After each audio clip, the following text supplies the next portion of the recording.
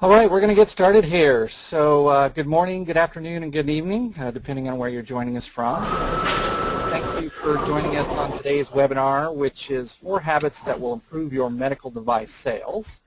I'm Mike Hammons. I'm Senior Director of Life Sciences for Infinity Info Systems. My role here is to help companies successfully adopt CRM for medical device, pharmaceutical, and biotech companies. I also have a very strong life science background. I worked for Roche in a couple of sales and marketing roles in their point of care and diabetes units, as well as AVL Medical Instruments, which focused on blood gas and near-patient testing devices. And today we're honored to have Mace Horoff here, author of an excellent book, Mastering Medical Sales. And I'm going to let Mace introduce himself. So Mace? Yes, hi. Thank you, Michael. Yes, I'm Mace Horoff, and I work with medical sales representatives and companies that want to sell more to healthcare providers and institutions without making costly mistakes. And I love this industry. It's an amazing industry. I'm very proud to be a part of it. And I think what we do in this industry is we do a very, very important thing, and that is we help the patient. We're not always visible when we help the patient, but we're an important part of the patient care chain, and that's something to be proud of. Yeah, excellent, and I couldn't agree with you more there, Mace. Before we jump into the first set of questions and the overall content, this is an open forum. We would like for you to ask questions. Keep in mind that the microphones and telephones are muted just to eliminate background noise, but you'll see in your panel you might have to click the little orange button that you have the ability to ask questions through your panel screen there. And so feel free to type in any questions and we'll get to those as we can. There's a Q&A session that kind of gets towards the end of our overall presentation. So with that, here's kind of the things that we hope that we're going to get accomplished today. And so one, help to develop habits that consistently produce top results, because that's really what it's all about. Help with some ideas on how you can consistently exceed your sales quota. Make sure that you have a patient-focused approach, which will help drive engagement. And that's, after all, as Mace mentioned, that's really the main reason that we do this. And then really how to make the most out of all of your sales calls. So with that, we're going to jump into the presentation, and let's take a look at the first habit, and that's relevance. Okay, Mace? Relevance, man, I tell you, I don't think there's anything more important than relevance, Michael. And when you talk to medical sales representatives traditionally and you say, what is really the key to medical sales? Most of them will say, well, it's relationships, developing great relationships. And there's a lot of truth to that. But one thing I believe very strongly is that, especially today with all the changes in healthcare, that relationships are built on relevance, on how relevant is the sales representative to the healthcare provider. What does he or she bring? Now, relationships are important, but the concept of the relationship, I think, has sort of been skewed a little bit. A lot of sales representatives in this industry, they look at relationships as, I need to be friends with the healthcare provider. I need to be friends with the customer. If we go out to dinner, if we play golf, maybe if we go on vacation, we'll become buddies and my business will be secure. Well, there's some truth in all of that, but the reality is that healthcare providers aren't looking for sales representatives who are friends. They're looking for sales representatives who are relevant to their practice and relevant to their patients. So the first step really in building any relationship with a healthcare provider, and to maintain that relationship, even above all of the other things, even if you're best buds, is to establish relevancy and to maintain a level of relevancy throughout the relationship with that customer. Yeah, great. Those are definitely great points, Mace. And, it's interesting that that is becoming an even greater challenge. Well, I think in the past it was a lot easier to kind of be that friend, right, to go out on a golf course, Yeah. meet for a nice lunch or dinner. But with the regulations and the sunshine laws, that's increasingly becoming harder. And I know more and more hospitals in particular are really kind of cracking down on access to those physicians. So I think the point of being relevant and value add there is really important these days. Well, Michael, and just want to finish the one point. You know, with respect to access to physicians, if you're not relevant, the doctor's not going to let you in the door. It's that simple. It's that simple. So how do you become relevant with a physician? I mean, it's really it's simple in concept. It's certainly not easy, but you become relevant by providing value that's important to the healthcare provider, something that helps him or her, helps the practice, and helps the patient. Those are the types of things that make you relevant. Yeah, you know, and I'm really hearing very much the same thing from both the healthcare professional and the sales rep in the field. Physicians and now more and more, you know, the committee decision makers are really looking for those relationships with people that can help them succeed, right? Yeah, absolutely. It's focused on, can they improve the outcome or improve the patient health and well-being of those patients? Can it improve the performance of my practice? Can it reduce the costs of our facility? And those are really the things that today's buyers are really looking for. Very true. So let's talk then a little bit about the second habit, and okay, that being customer service, right? So you mentioned that it's not only needs to be seamless, but oftentimes it needs to be transparent. Can you tell us a little bit about that? Customer service, we all know, is very, very important in this industry. And most sales representatives take a lot of pride in the level of customer service that they provide. In fact, they will tell you, I'm very responsive to the customer. When the customer calls, I'm there. I solve his or her problem. I'm really good at customer service. Well, customer service has really become, we're in the age of quality, you know, since the 90s and moving well on into this century. We're in the age of quality. For example, if you have a product, quality is expected. It's the same thing with customer service. Saying that you provide good customer service is not a differentiator for you or your company.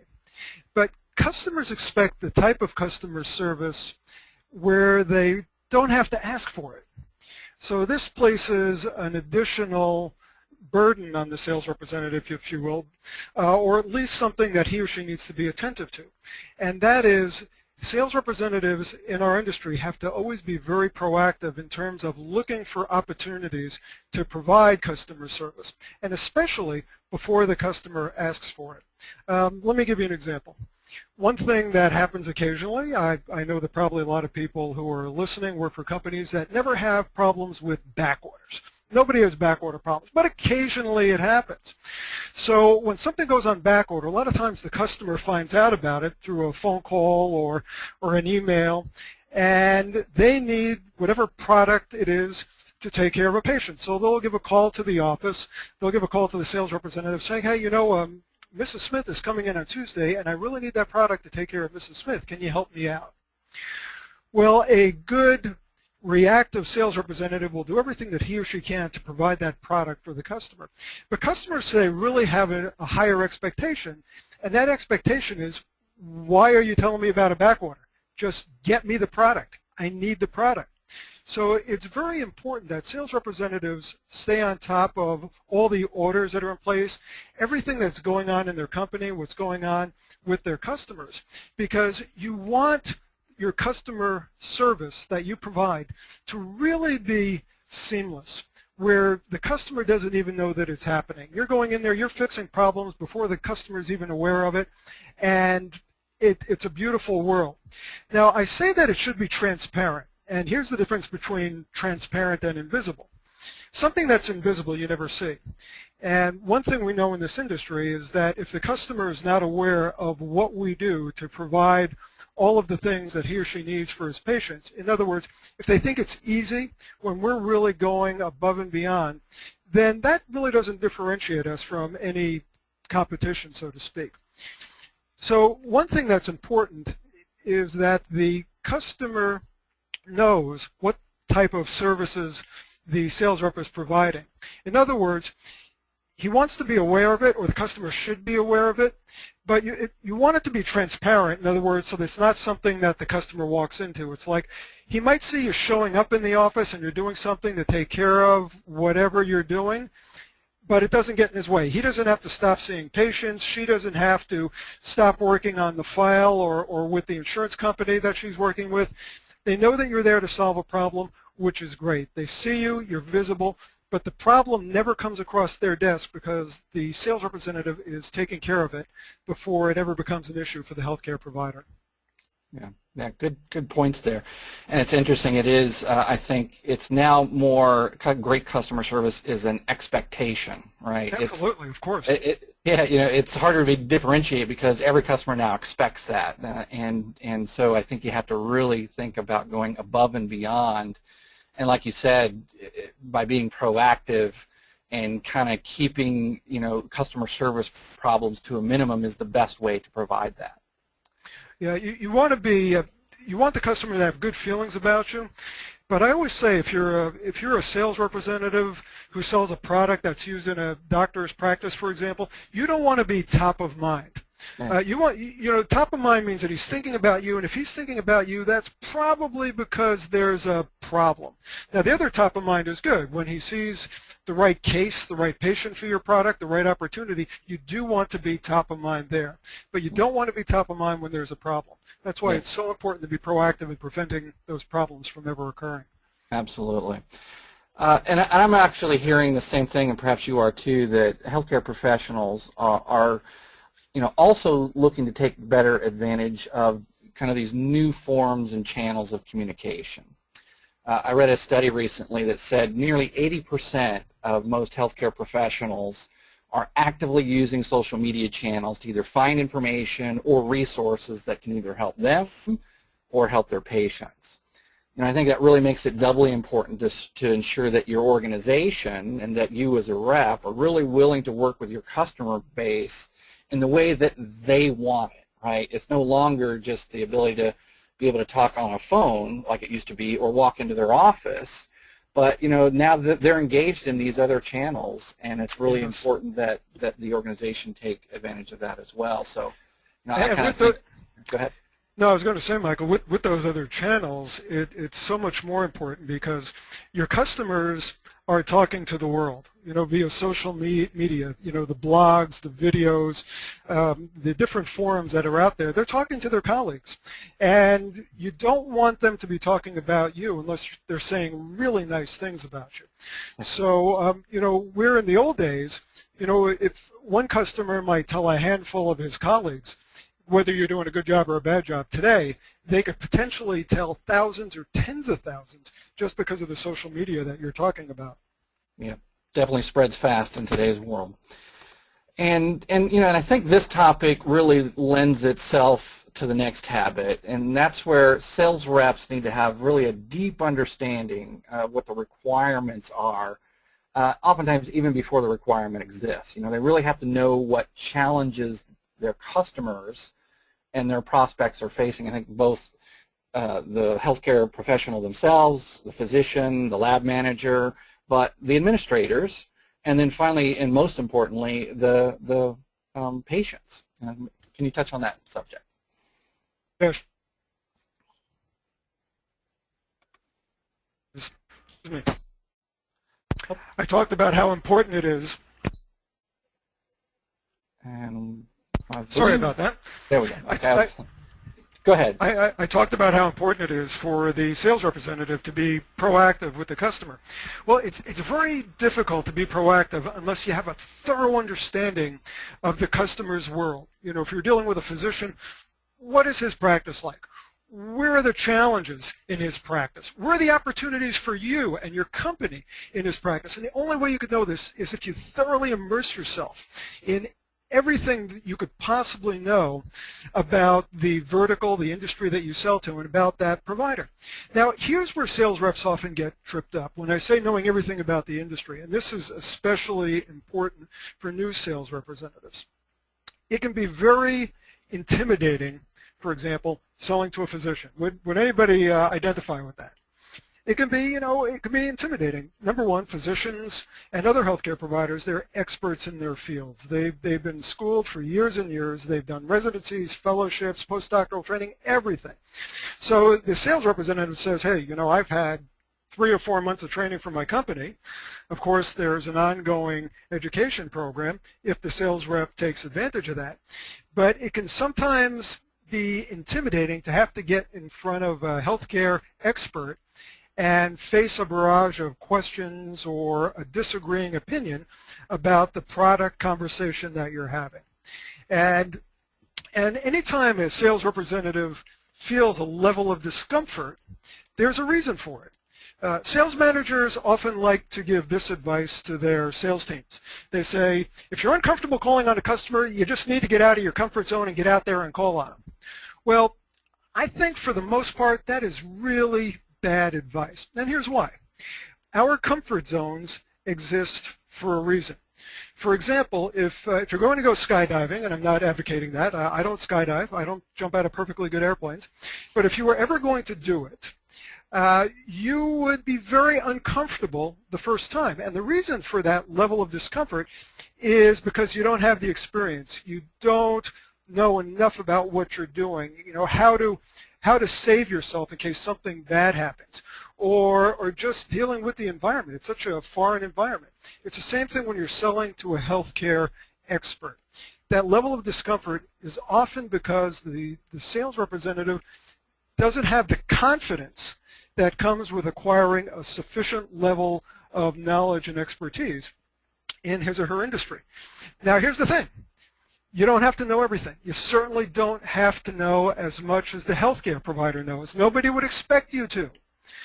But here's what you do have to know. You have to know your product inside and out.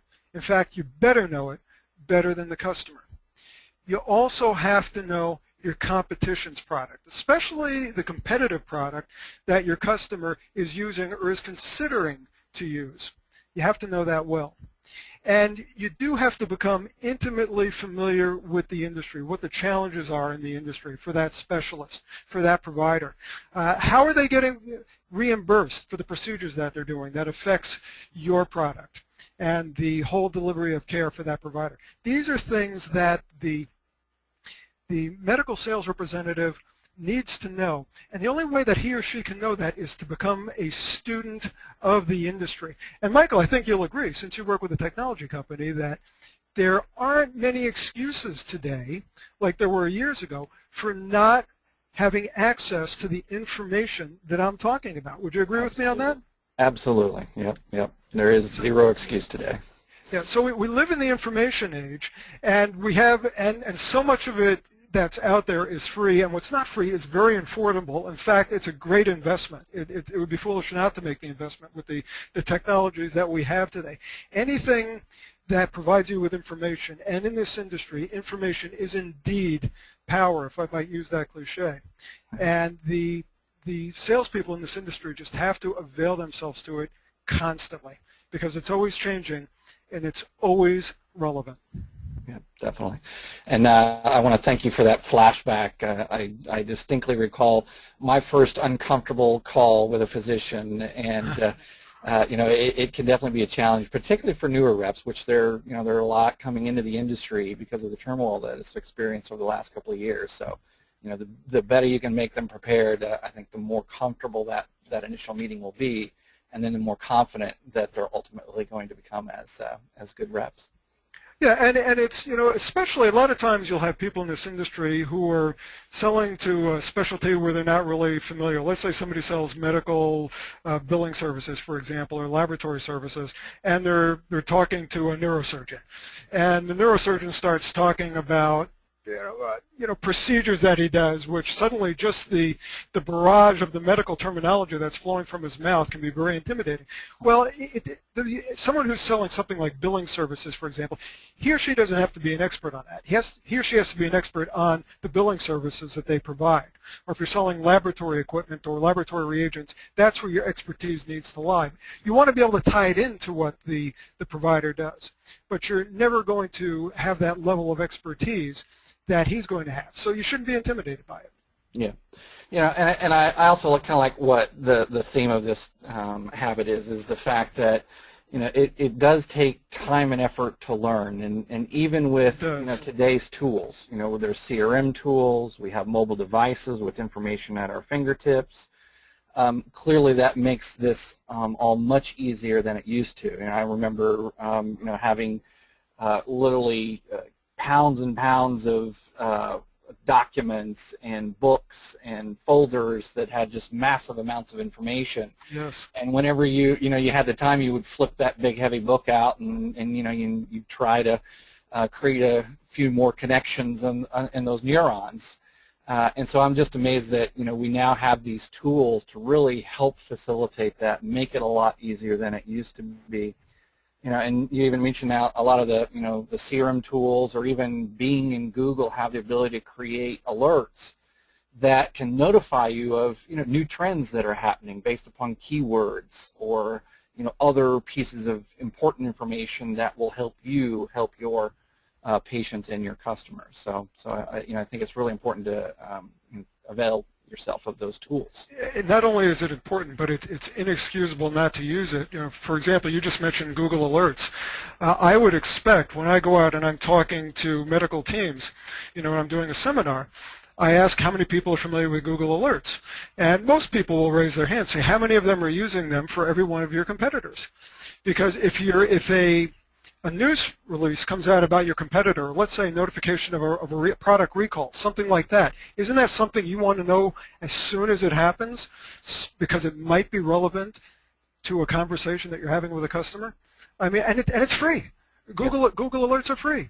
So to me, it's inexcusable not to take advantage of these things. It's not a competitive advantage to use them unless your competitors are not using them, where it does become a competitive advantage.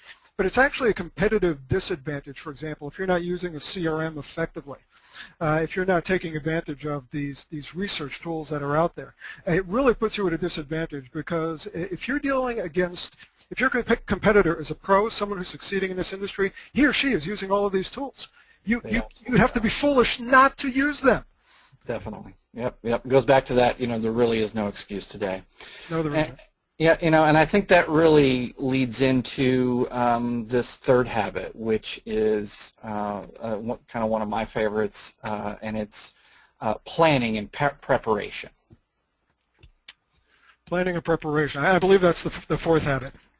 Yeah. Sorry. I jumped backward one there, didn't I? So yeah, we are on our fourth habit now. So planning and preparation. Yeah, planning and preparation, with everything we've been talking about, Michael, it just makes sense. To have the right kinds of conversations in this industry, you can't do it without planning ahead. And we talk about focusing, for example, on the customer and focusing on the patient. Well, this requires a plan, and it also requires a process to execute the plan. So this is the area where I think a lot of sales representatives really miss the opportunity they have to take just the amount of time that it takes to put a plan together for how they're going to go after business in their territory. Yep, absolutely.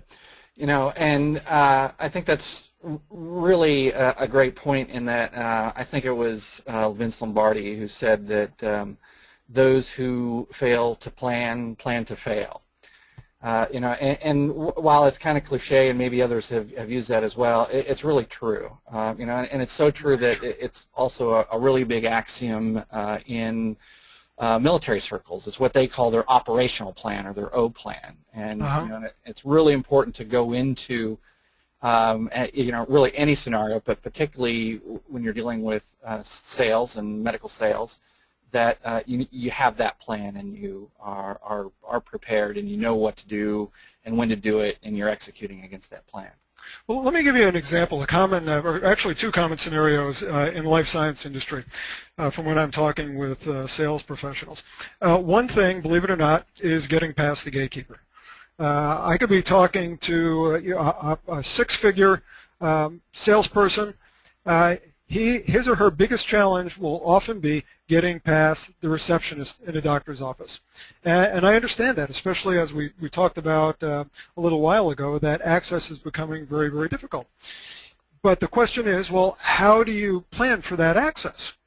And most of them will say, well, I just walk in, my name is John with XYZ Company, and I'd like to see Dr. Smith. That's not planning. Planning is to understand the pain points for that doctor, understanding his life, understanding his day. What would he want to have a conversation with? What information could you mention to the receptionist, to the gatekeeper, where he or she is going to say, well, that sounds pretty important. I think Dr. Smith needs to hear about that. Let me see if he has any time for you. In order to approach a receptionist or a gatekeeper, I should say, in that way, it takes a little bit of advanced planning. And again, this goes back to using all the tools we're talking about where you research the practice ahead of time. And there's, for example, with planning, when I'm talking about researching ahead of time, if you look at a physician's website, a simple thing to do. I don't understand how anybody could call on a physician or a healthcare institution without looking at the website. And one thing I always tell people to look for is look for the mission statement.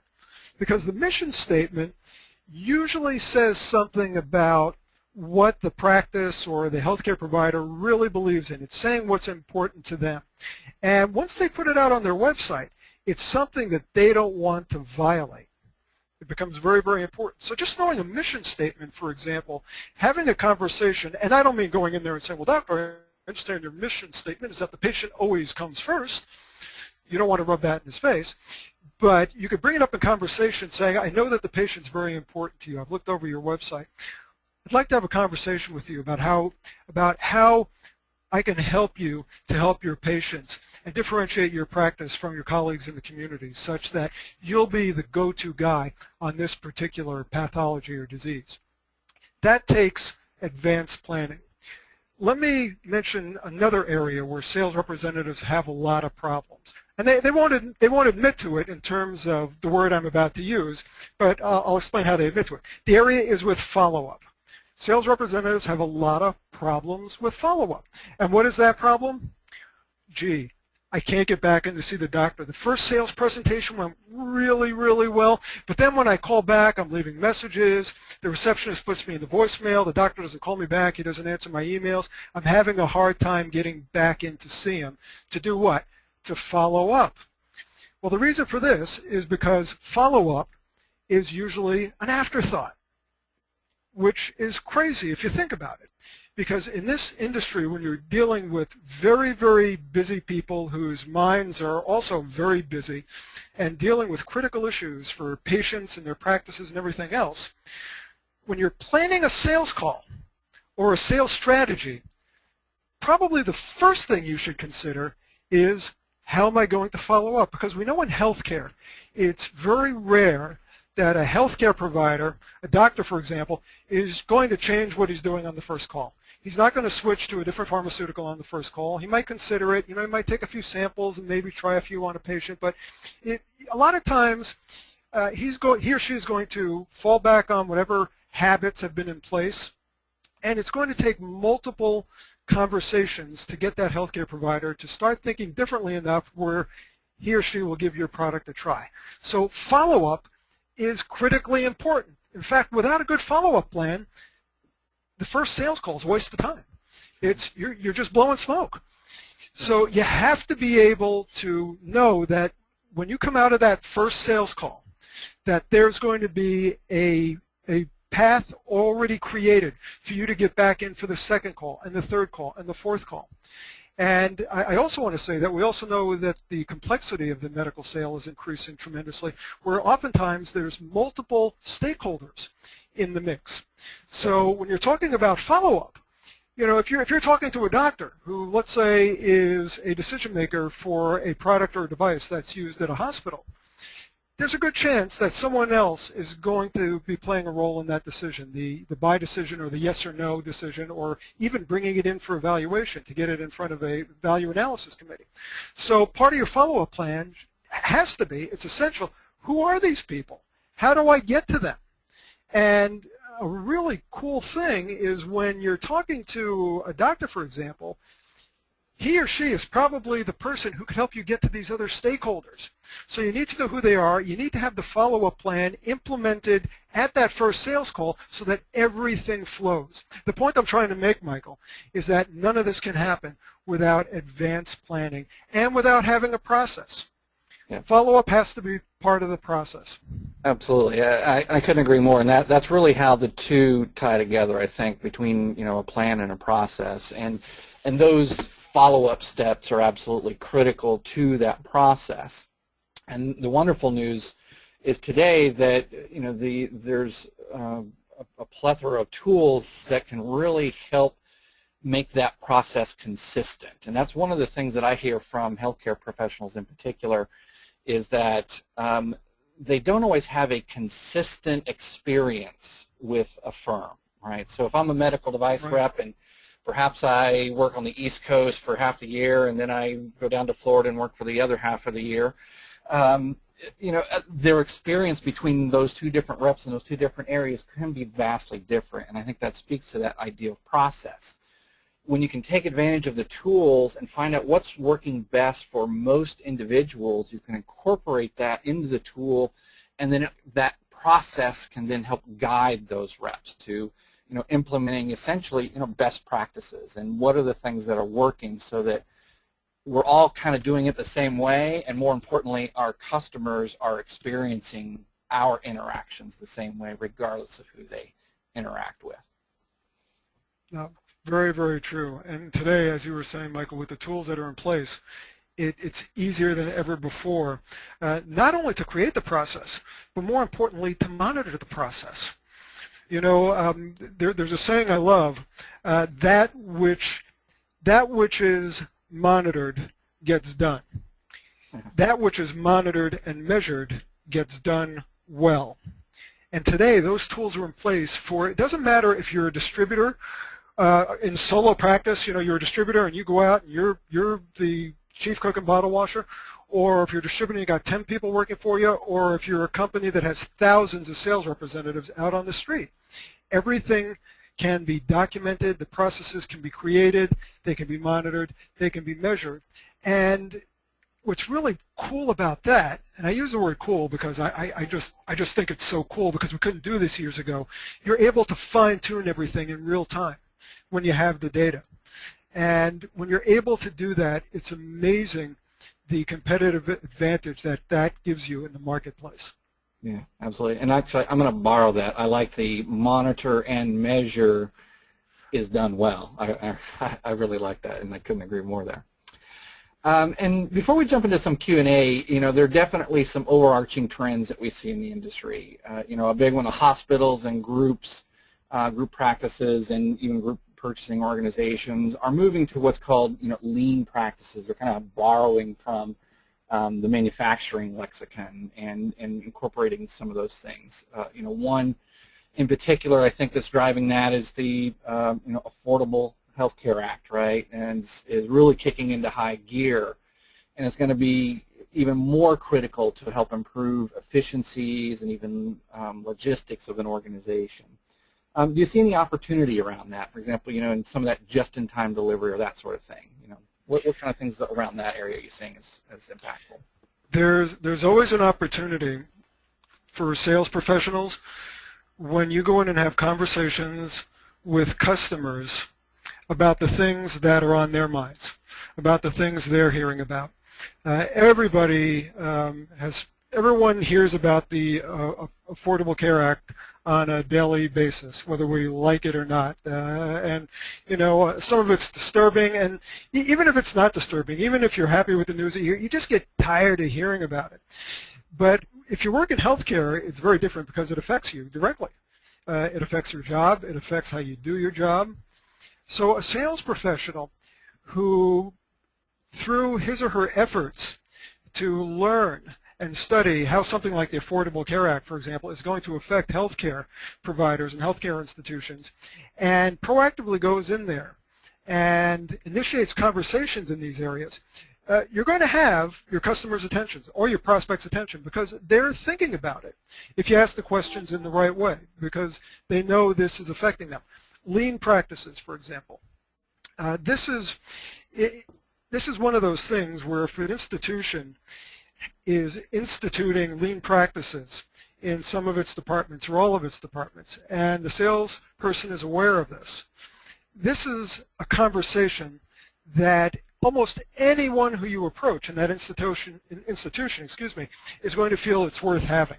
So the bottom line is that doing all the things that we've talked about throughout our conversation here, when you plan and you do the research and you keep track of what's important to your customers, you're able to engage them on a very, very deep level. And ultimately, that's what it's all about. When you're able to engage the customer, you now are able to differentiate yourself from your competitors.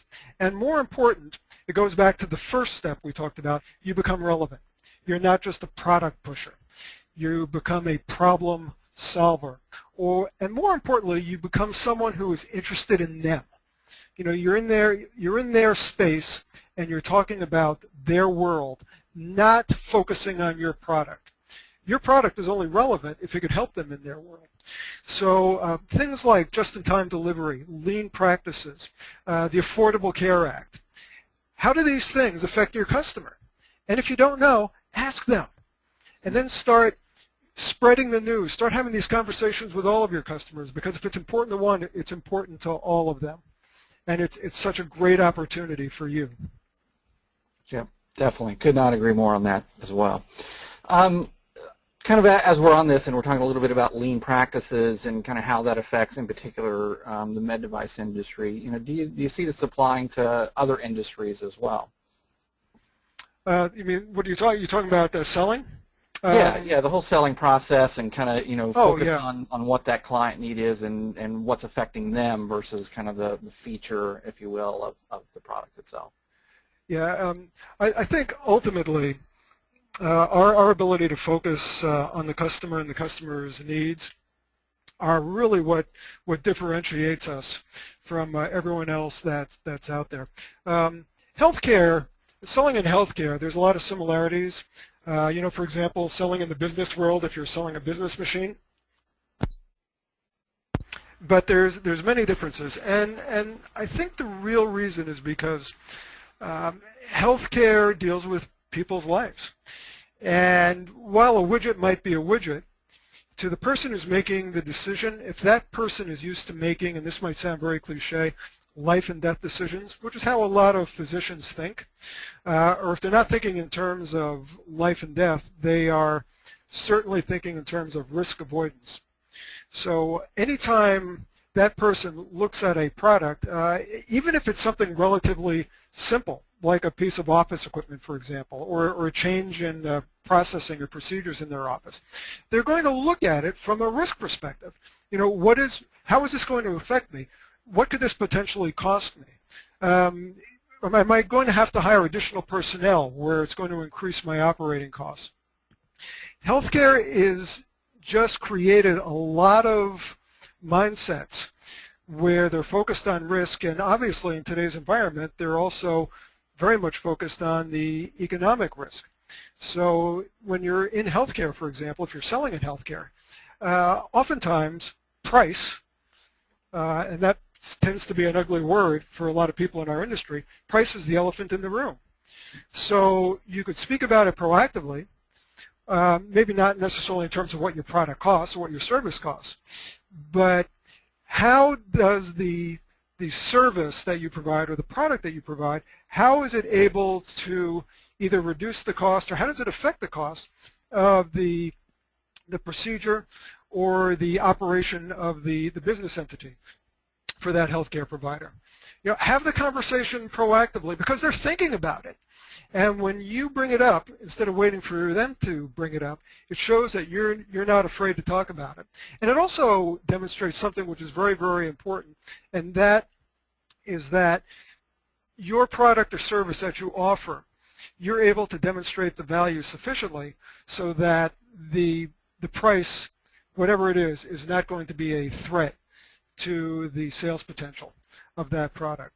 So healthcare does tend to focus on you know, risk and price more than other industries, but mainly because it's of the people who are making the decisions. But otherwise, the the best thing that we could do is try to differentiate ourselves from our competitors out there. Give you an example for, someone, I was talking to a friend of mine who's a plastic surgeon, and he's saying, every day there's a different sales rep coming in here, and they're all talking about the same things, different antibiotics. Someone's, talking about this breast implant. Everyone's coming in to talk about the different dermal fillers now. And, I said, so, tell me, how do you tell one from the other? And he says, most of the time I can't because they all come in, they're talking about the same features and benefits. I said, what would enable a sales representative who, for example, is selling one of the injectables that you inject into someone's face for a cosmetic procedure? What would allow that person to differentiate himself or herself? And he said, if they would talk about how it's going to make a difference for me and how it's going to make a difference for the patient, but in a tangible way, not in a bullet point. Sales reps tend to just blow out bullet points about their products, detailing as they call it. He says, I'd like a sales rep to come in and have a conversation with me on how it's relevant. How is it going to affect, my compensation, reimbursement? How is it going to affect my ability to grow my practice? How can I promote this in my practice? They're not talking about their things, they're talking about their product. He says, and they all sound alike. So we have these opportunities to really be able to differentiate ourselves, and I think we should take advantage of them. Yeah, and that makes so much sense. And I've been hearing much the same thing. Physicians are willing to have the conversations, but it is around, and let's face it, while it's healthcare and there is kind of a higher purpose, if you will, but ultimately it is still a business, right? And these, whether it's a hospital or a practice, you still have to run it like a business because that's just the bottom line, right? And so they're very willing to have those conversations, and I think those are the types of conversations that they're really yearning for because they don't hear enough of that. To your point, they're really hearing more about, well, here's how my feature or my product or service is going to do X, Y, and Z, or here's why it's better than, the other guys, and less about, well, here's how our organization can help you streamline your reimbursement process. Here's how we're going to make sure you get paid. Here's how our product or service can increase the ability to see more patients, and more effectively. So things along those lines, I think, they're really looking for those kind of business-oriented questions. And then they are indeed. But here's one thing that I find, Michael, because I speak to a lot of companies in the life science world. Life science companies do a great job providing product information, product training. They make an assumption, which I find to be very dangerous, and that assumption is that their sales teams have good, solid selling skills out of the box.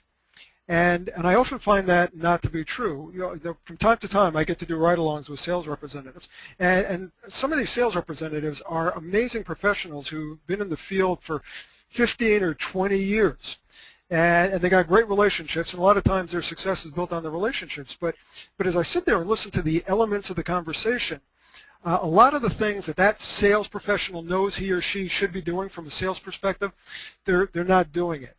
And the biggest gap in the world is between I'm talking about the salesperson world. The biggest gap in the salesperson world is between what they know and what they do. Almost any medical sales professional can speak almost chapter and verse as if they wrote my book about how to sell effectively to healthcare providers. But the question is, are they doing it? Very often I find that they're not.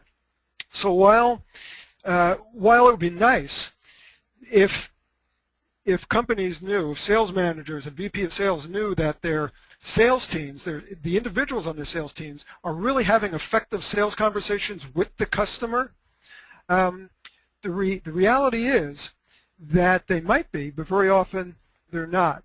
So, and just what you and I were talking about was really having an effective conversation. Yep. And that goes back to the basics, is that before you can do anything else, their selling skills have to be solid. So just my recommendation to the sales leaders out there, make sure your salespeople can sell before you turn them loose to do just that. definitely. Yeah, I've seen more than my fair share of rep folks were, let's just say, challenged in that area. But the good news is I think it can be very much a learned skill, and it's when you do do a lot of that planning, that preparation, being knowledgeable. Those are all key elements that can turn an average rep into what we always used to call an eagle, right? And really an eagle, I like that. Yeah.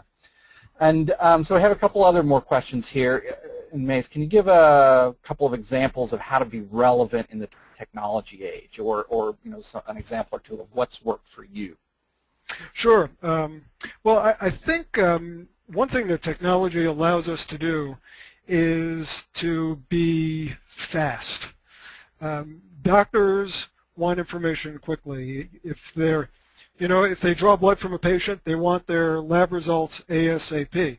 That's one of the value propositions. For example, if you sell an in-office lab technology, that you could get results now while the patient is here and start treatment early. So technology allows speed, which is critically important.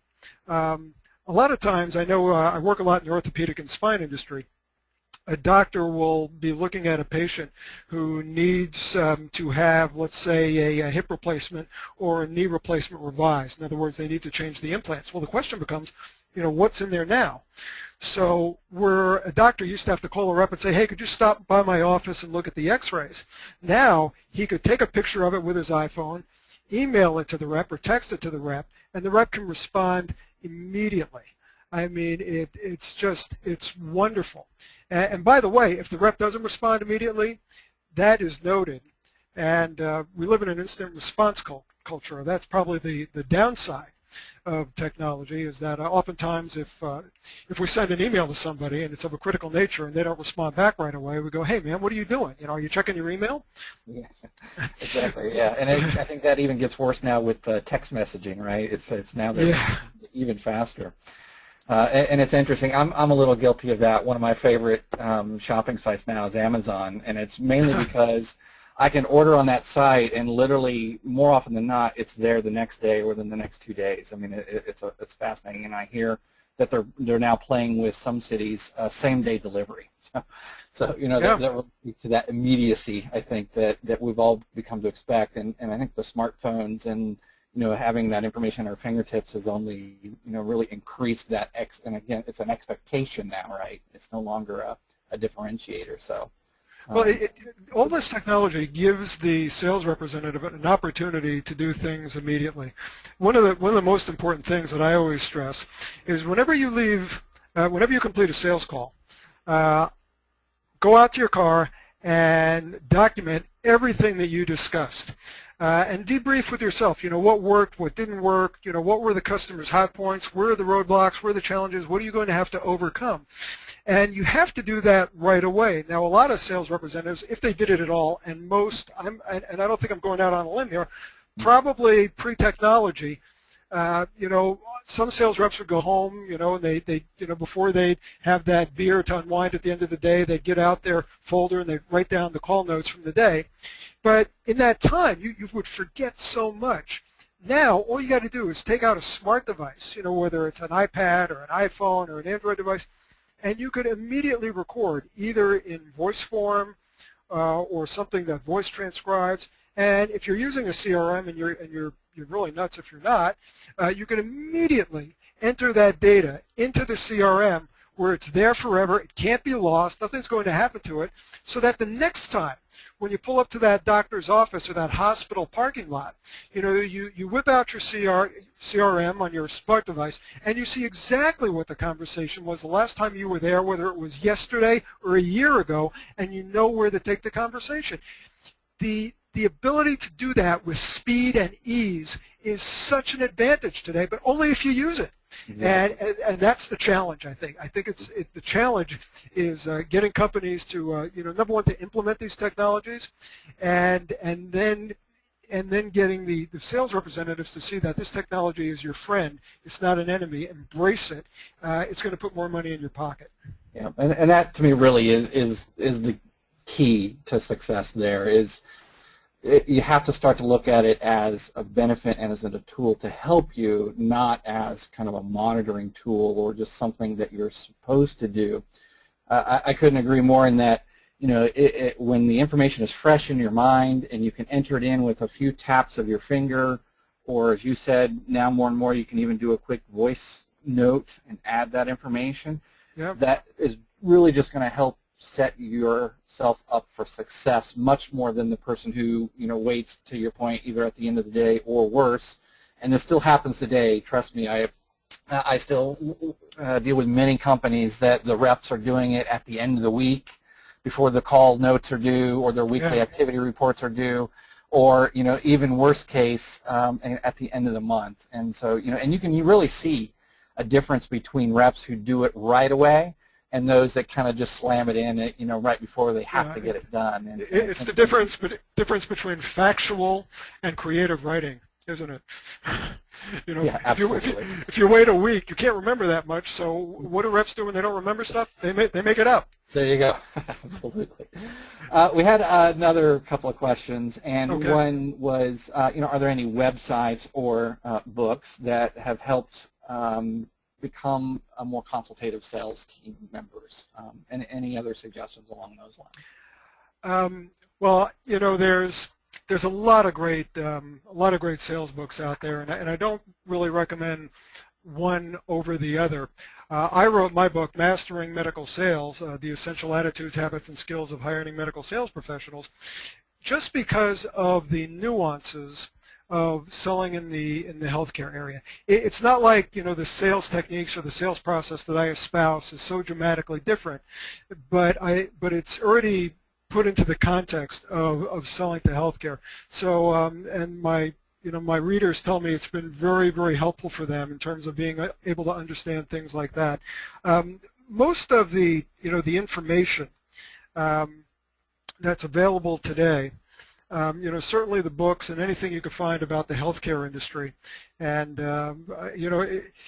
there's look for sites, websites, and content creators who are able to summarize what's going on in healthcare. For example, I said, it would be a really beneficial thing to really understand the Affordable Care Act. So I went onto the website and looked at the Affordable Care Act. Congress provides it in a PDF form. I think it's something like 2,400 pages long. And I said, well, maybe this isn't such a good idea, especially after I fell asleep. I think I fell asleep after the second paragraph.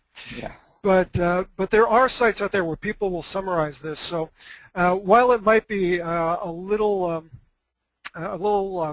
disconcerting to see something like the Affordable Care Act where there's so many pages that you have to read, there are sites which summarize it, and they'll summarize the points that are relevant to you. And if you can't find that, then what you should do is find a consultant, or someone. I do this in my practice. There's other consultants who do it, who can put this together for your sales team, and then make sure that they're using this information to have the right conversations. There's a lot of information out there. So books, websites, everything, and just I want to. We've talked about Google. Learn how to use Google.